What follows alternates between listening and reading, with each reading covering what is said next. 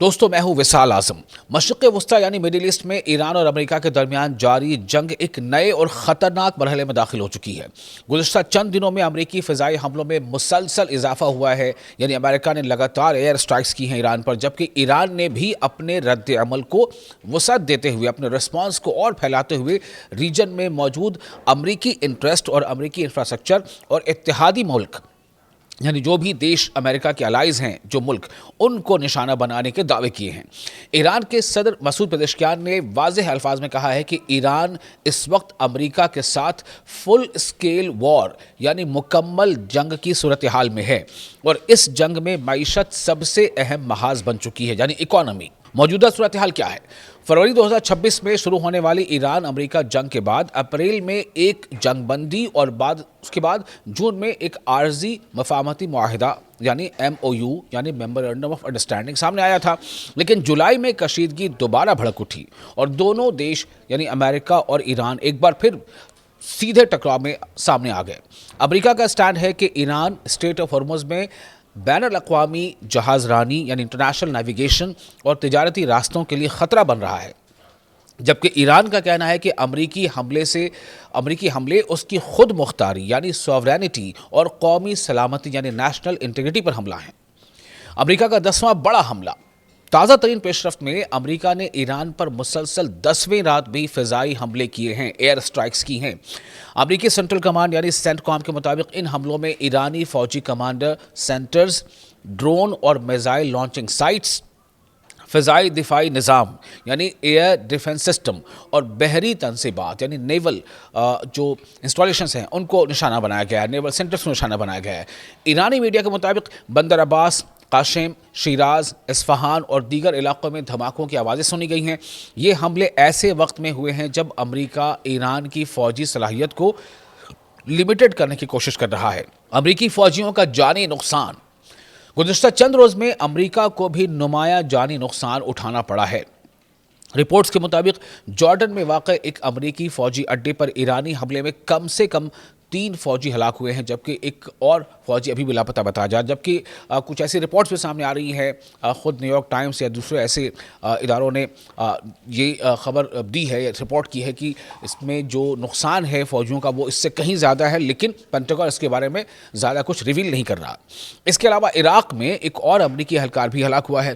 امریکی میڈیا کے مطابق جنگ کے آغاز سے اب تک کم از کم 17 امریکی فوجی ہلاک ہو چکے ہیں، یعنی مارے گئے ہیں، جبکہ 400 سے زائد زخمی ہوئے ہیں۔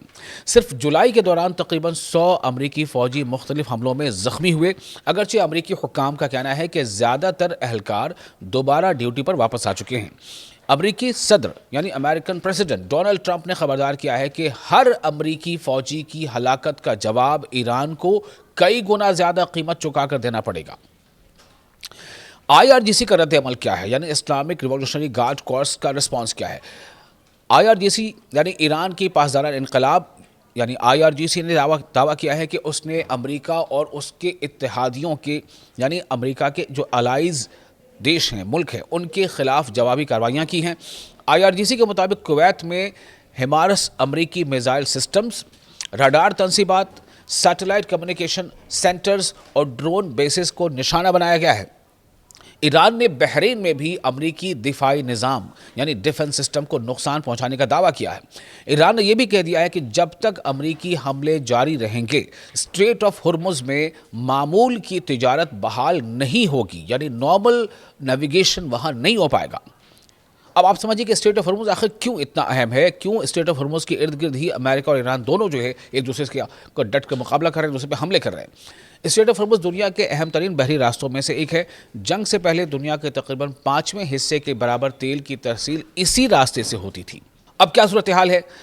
اب صورتحال یہ ہے کہ بحری نقل و حرکت شدید متاثر ہو چکی ہے، آئل ٹینکرز پر حملوں کی اطلاعات سامنے آ رہی ہیں اور عالمی منڈی میں تیل کی قیمتیں دوبارہ اوپر جا رہی ہیں۔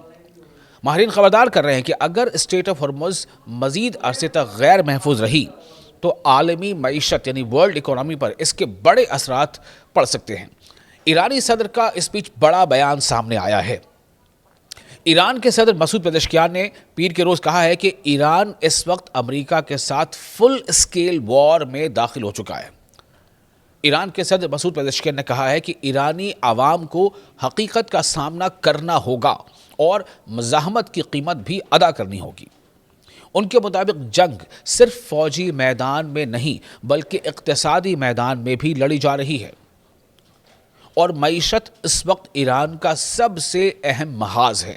ईरानी लीडरशिप का स्टैंड है कि इक्तिसादी पाबंदियां, बंदरगाहों की नाकाबंदी और माली दबाव भी जंग का हिस्सा हैं। इसीलिए हुकूमत अब फौजी दिफा के साथ साथ माशी इस्तेहकाम को भी यानी इकोनॉमिकल स्टेबिलिटी को भी प्रायोरिटी पर रख रही है। अगरचे बाज़ सालिस ममालिक यानी जो मीडिएशन करने वाली कंट्रीज़ हैं, जिनमें पाकिस्तान है या कतर है या अब इराक का भी नाम सामने आ रहा है, बाज़ सालिस देश जो है वो अमेरिका और ईरान के दरमियान आर्जी जंग बंदी की तजावीज़ पेश कर चुके हैं, लेकिन फ़िलहाल दोनों फरीक पीछे हटते नज़र नहीं आते।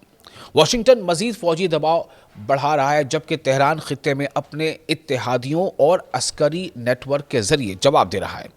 ऐसे में ख़तरा यही है कि ये तनाज़ा सिर्फ ईरान और अमेरिका तक महदूद नहीं रहेगा, बल्कि पूरे मिडिल ईस्ट को अपनी लपेट में ले लेगा।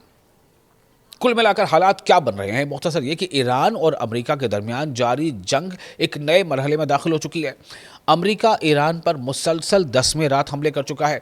अमेरिकी फ़ौजियों की हलाकतों ने वाशिंगटन का मौक़िफ़ मज़ीद सख्त कर दिया है।